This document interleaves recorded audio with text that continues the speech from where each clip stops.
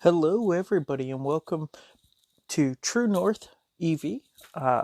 We're here with Paul, who I'm going to bring on in just a sec.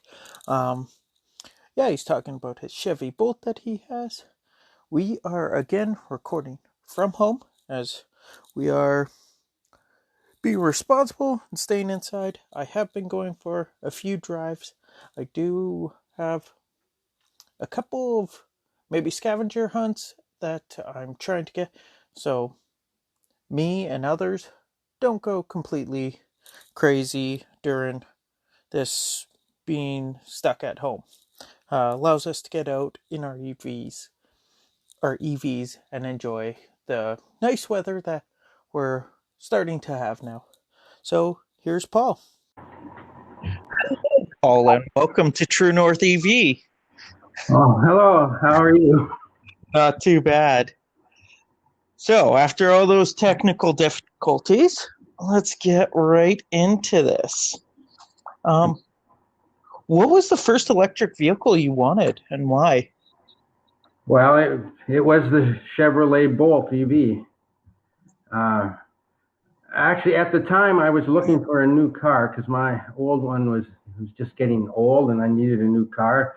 I wasn't even considering electric until I saw the Bolt.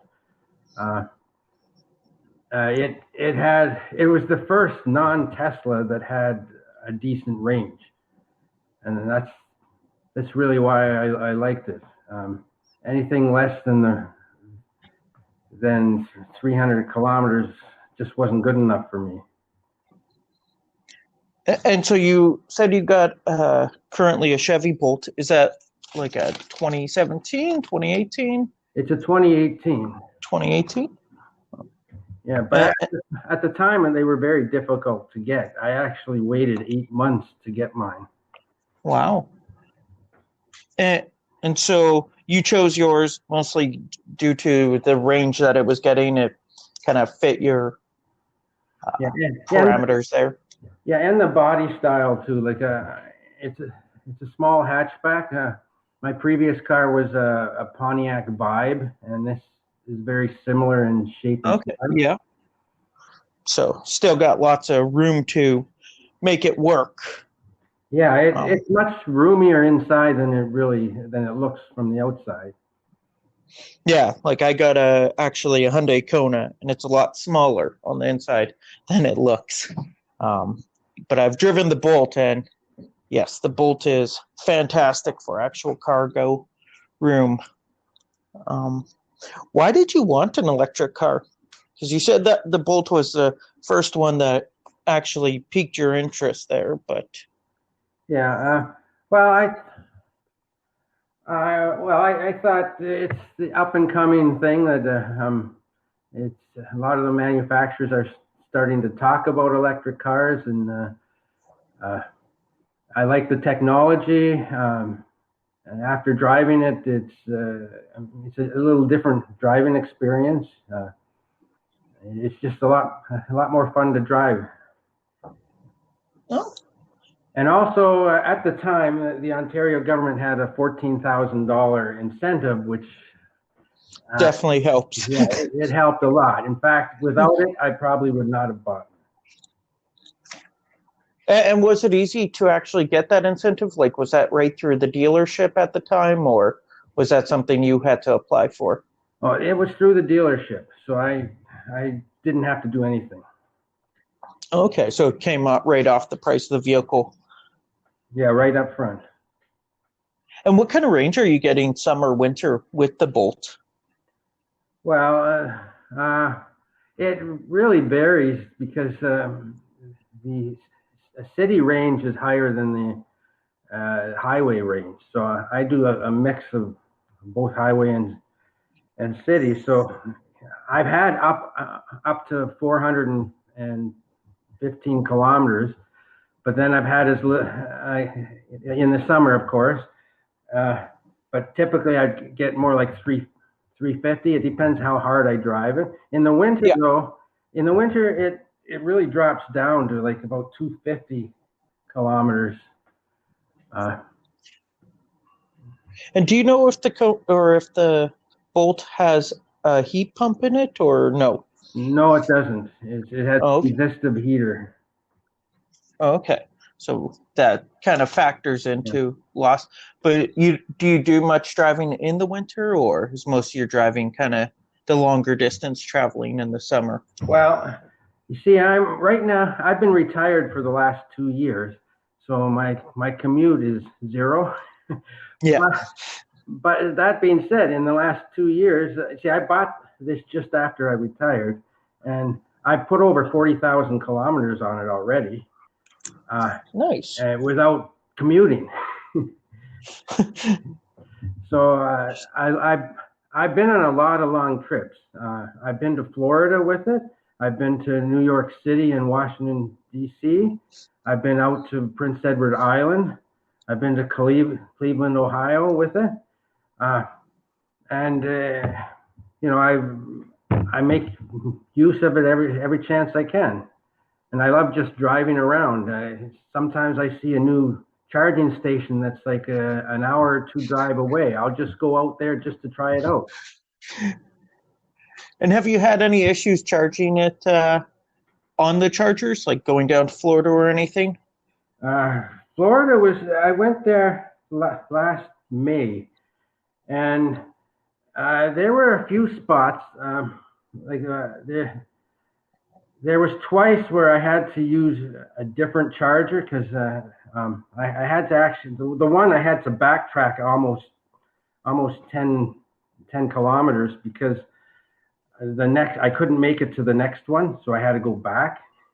But I try to leave about 50 kilometers spare before I charge the car just in case I have to go to another place. Yeah. But it is getting better because at that time, uh, when I went to Florida, uh, Electrify America was just starting uh, to turn on their chargers. Like I did charge at a couple of theirs, but a lot of theirs weren't in operation yet. And one of them I couldn't get it charging at all, and I had to phone them, and they managed to start it remotely. But I'm finding it's getting better. I looked at the route I took recently, and it would be a lot easier today than it was last year when I went. So when you're doing these long trips, are you using like plug share, or do you have like Yeah, how are you finding all the chargers on the yeah. way? Plug share is my preferred one. Like there Okay. are other ones, but I find that they have the most chargers from the most different charge networks, and I always get advice on there from other people who have charged. Like I like to see if someone's charged there recently or not. Yeah. Awesome. And have you had to make any changes to your driving habit since getting an electric vehicle? Mm, not Are you really. Other than planning, the long trips do take a lot more planning than what many people might think. But when I first bought this, see, my wife has an Equinox uh, okay? gasoline, and when I Yeah. bought this, I thought, well, if we go on any long trips, we will take her car, and I'll only use mine within the range of the car. But of course, when we get it, we say, well, let's see how well it works on long trips. And our first long trip was we went to New York City and Washington D.C. And that worked out much better than I thought. So since then, we always plan our long trips with the electric car now. Okay. So it's become more of the preferred vehicle rather than the Yeah. second vehicle. Yes. It's a little smaller than the Equinox, so it's a challenge when we put all of our gear in there. There's just three of us. I have my wife and an 18-year-old daughter, and we go together on trips, and we have to put luggage for, like when we went out to Prince Edward Island just this past summer, we had it packed full of luggage. We had no more space in the car. And what would you say the worst part of actually the Bolt probably would be to you? Like a worst feature or item in the Bolt?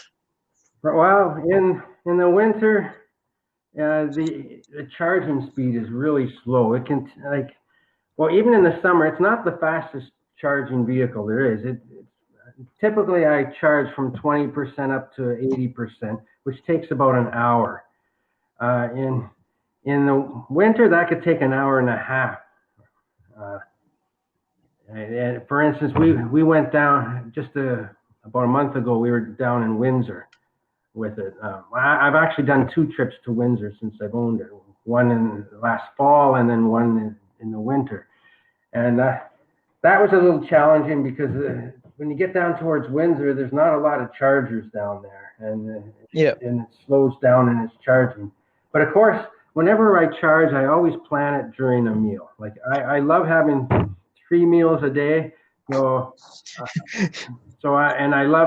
always spend at least half an hour. Well, for me, if I'm on my own, half an hour to 45 minutes for my stop. But if I'm with my wife and daughter, it's hard to get them going before an hour. So charging it when we go for lunch or dinner, I'll have the car charged up before my wife and daughter are ready to go. So it's become a lot easier. At least you don't have to worry about that, right? In that respect, because of the way we travel, it doesn't take us much longer than a gas car would, because we always like to stop for a full meal and not just grab a bite to eat while we're on the road. That's not we don't do that whether we take a gas car or an electric car. So it doesn't really slow us down much. And do you know what the best charge rate you've gotten with the Bolt is? It's the best is 55 kilowatts. Okay. But you need at least like 100 kilowatt station or more to get that, because you never get the rating of the station itself. Yeah. Like I'll get that on like Petro Canada or Electrify America or Canada, but those are the only ones that seem to have the faster chargers right now. And what would you say the best feature of your Bolt is? Well, the performance and the handling, the regeneration. Like it's just the whole driving experience. The regeneration, you don't even have to use the brakes. You can come to a complete stop without touching the brakes. And you just. Did you find, like, I know the time I drove a Bolt, I got a Kona electric going from the Kona to the Bolt. The Bolt stops a lot harder on regen. Did you find going from a gas to a Bolt that being a struggle at the beginning? Not at all. Like I read about other people not getting used to the regenerative braking, but I thought it took me like 5 minutes to get used to it when I first took it for a test drive. And you can control how much regeneration by using the gas pedal. You just ease off a bit and you won't get much. But I generally drive aggressively anyway, so it's not a big deal. And how has your experience been in the wintertime with it? Yeah, it's still good. It's just when we went to Windsor there about a month ago, and it was right around freezing, and we had to stop in London to charge. And between London and Windsor, there's almost no chargers at all, fast chargers. It's a long run, and I wasn't really like our original plan was if it was too cold, we weren't going to take the electric car. But then I took it anyway, and I had to slow down to increase the range. And I also drafted behind some transport trucks, which helps a lot. And by the time I got to Windsor, I had like about 80 kilometers range left. That was much more than I thought I would have had. And do you ever turn down the heat? And like I know I've done longer trips in the winter, and I just basically turn off the heats and just put on the heated seats. And I find I usually, if it's really cold, I could get another 60 kilometers even just with that. Yeah, I like my heat. And Okay. so is my wife and daughter. Like, um, but I will turn it down a bit and use the heated seats and heated steering wheel. I really Yeah. like them. Um, but I keep the temperature. Normally, I keep around town. I'll keep it up around 21 or 2 degrees C. But if I want to conserve range, I might drop it down to like 17. Okay. And what's the best part about the EV in the winter, especially going from a gas vehicle? Um, well, the heater works almost instantly. Like you get warm air coming out very quickly, much faster than a gas car, and I can preheat it or pre-cool it in the summer when it's in the garage. I keep it in the garage in the winter anyway, and I don't have to worry about being asphyxiated. Yeah. So and I can also use, if I'm plugged into my charger, I can use the power from the charger and not from the battery, so I'm not affecting range. So when I do go on a long trip, I'll preheat the car uh, just just to conserve battery power, so I don't have to use the battery to do it. Okay. And did, did you buy from the same dealership that you got your Chevy Equinox and all that from, like longtime dealership that you've been using? No, this is the first time I bought a car from this dealership. Okay. And And how did you find that experience? Like, were they fairly knowledgeable on the Bolt and um, very they willing to help you out type deal, or? Well, they were trying to, at first, they were trying to get me to go to a gas vehicle or even the Bolt with a B. Yeah. They seemed to, they had those on the lot even, but they didn't have any Bolts because at the time, no one had Bolts on the lot. I had to go to the Electric Vehicle Discovery Center in Toronto in order to test drive one because no dealers had them. Uh, but it worked out okay. And did you feel at the Discovery Center, though, at least they're not trying to push a sale or willing to let you discover, I Yeah, guess, all they the different don't vehicles? they don't sell vehicles there. They just Yeah. have them on. They have some on display, and they have some that you can test drive. I actually test drove a Leaf at the same time, uh, but it was the old Leaf. They didn't have the new one, which I think came out the end of 2018, if I remember right. But I didn't really. I Yeah. didn't like the Leaf. If that was my only choice, I would not have bought an electric car. Just not your driving Yeah, to your driving liking. yeah, the Um, driving experience wasn't very good, and I didn't like the looks of it.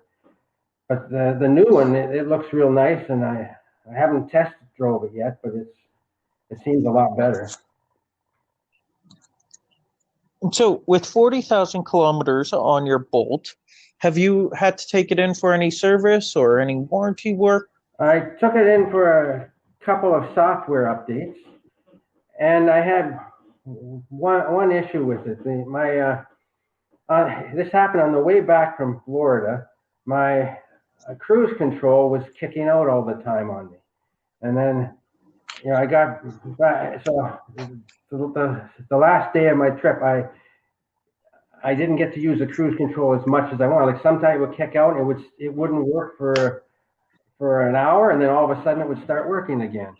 So when I got home, everything was fine. It still worked, but then a month later, it was started to act up again, and I decided to take it in. They couldn't reproduce the problem, but they said based on my description, they replaced what do you call it, the brake pedal. What do they call it? They had a name for it. The brake pedal sensor. It's the sensor. It's just a brake switch. They Okay. so they replaced that, and it seems to be working fine since then. But did you find service very helpful, very informative on electrics even? Yeah, it was okay. It was good. I was surprised that they, even though they couldn't find the problem, that they still were able to fix it with just by going by what I told them. You haven't found that you had to explain electric sort of to them, or they kind of get Yeah, it? they seem to get it. They have one Okay. mechanic who is trained on the Bolt, Okay. so he seems to know his stuff. Nice. And with this being your first EV, um, have you converted anybody else or helped anybody else looking now at electrics to help them maybe switch over? Mm, not really. I don't know. Like I have my neighbors here. I've talked to several neighbors about my car, and I offered to give them a test drive in it, and none of them want to even go inside it. It's like they're scared of it. I don't understand myself. Just the fear of the unknown. Yeah, it seems that way. Uh, but I have other friends who love the idea, and I have one guy that told me he wants to buy a used Tesla, and right away I know he can't afford very much, and I said the Teslas are just they're quite expensive. I don't think he realizes the price, and used Teslas really hold their value. Yeah. So I probably talked him out of a Tesla, but I don't know if I talked him into anything else. Yeah. And for now, there's not a whole lot of other used electrics on the market. Yeah, Um, especially the long range ones. They've only come out in the last few years. yeah. Uh, And well, my has it? wife is interested in. Again, she wants a Tesla. I don't know why everybody thinks of Tesla, but she wants a Model 3 or maybe even a Y. Okay. So we'll see. That would probably take another year or two before we would consider that.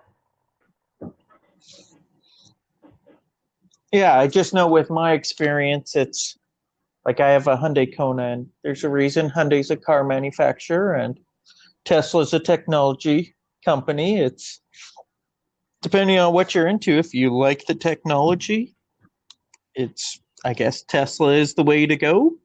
Especially like with you having to go to the dealership for the two updates on your software. But did they charge you for that, or was that include? Like, is that sort of classified like warranty work, where it's Yeah, free to get those yeah. updates? It was warranty work. Okay.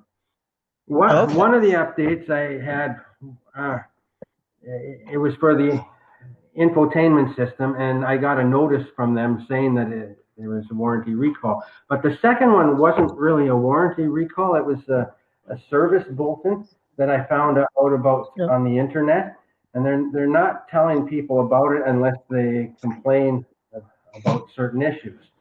And what the problem was, Yeah. uh, it's supposed to improve the DC fast charging rate at cold temperatures.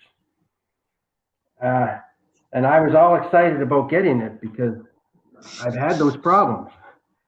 Yeah. And the dealer didn't even know about this recall. I printed a copy of it and went to the dealer and I showed it to them. And at first, the girl told me that they'd have to charge me $150 to do that. And then I says, well, I don't think so. Can I talk to your manager? So she got the manager out there, and he looked at it, and he didn't know, and he said you have to take this back and check up on it. So he was gone for about 15 minutes while I waited. He comes back and he says, "Oh yeah, this will be covered under warranty."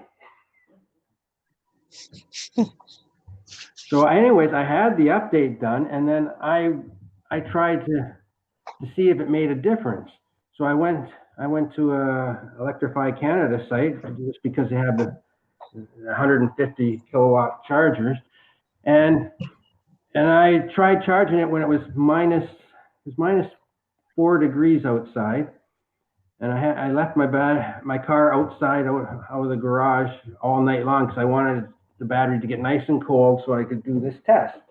And I didn't see any difference in the charge rate. It was slow, and it was the same as before. So I don't know. Maybe the update was for something else besides that, or On the notice, it specifically says it's for the cold DC, cold weather charging. and it specifically said below freezing temperatures.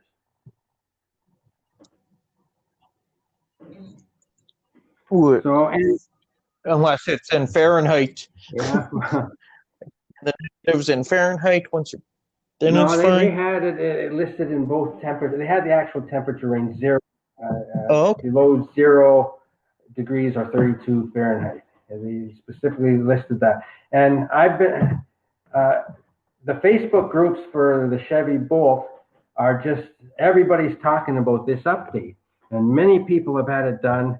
And there has been a few people trying it out, and no one has shown that it really made much of a difference. Some people say maybe a little bit, others say none at all, and I say none at all.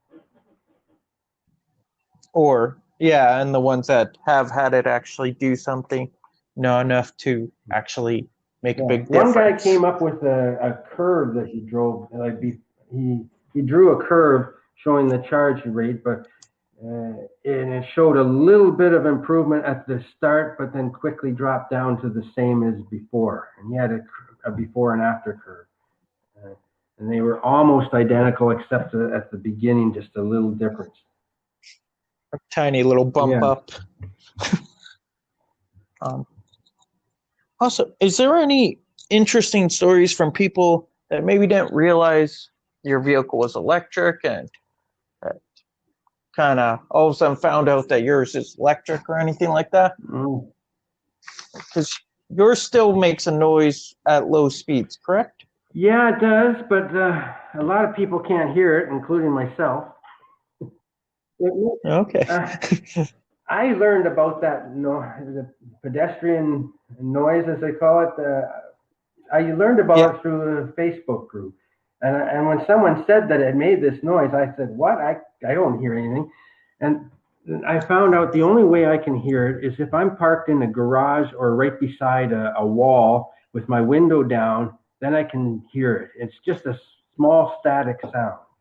Other people seem to really bother them, and other people can't hear it at all. It's that quiet. Interesting. Because I know, with our Kona, it's definitely a spaceship-y type noise that you can hear even inside the vehicle. Yeah. So. Yeah, well, it really depends on your hearing, too. I'm getting old, so my hearing's not as good as it used to be. Yeah. Awesome. Well, we are getting up to that 30-minute mark that I'm trying to keep it within. So I do thank you so much for your time. Is there any either electric vehicle groups that you're a part of, or any one that you would a way for somebody to get in contact with you if they wanted or whatnot? Well, they were. If not, that's fine. Are you a part of any electric vehicle groups? There's the Electric Vehicle Society. I'm a member of that, and I go to the meetings at the Scarborough chapter. They have meetings once a month, except this last one was canceled because of the coronavirus. Yeah. I'm on several Bolt groups, both the American and Canadian ones. I can always be reached. I'm under my real name, Paul LaFlamme. Also, I've been to several car shows and EV events, talking to the public. There's a car show, a regular car show in Oshawa. I forget the name of it, but the utility company, the hydro company in Oshawa wanted some electric cars to display at their booth. So they Yeah. asked the EV Society for people, so I volunteered, and for the last 2 years, I've been at that event.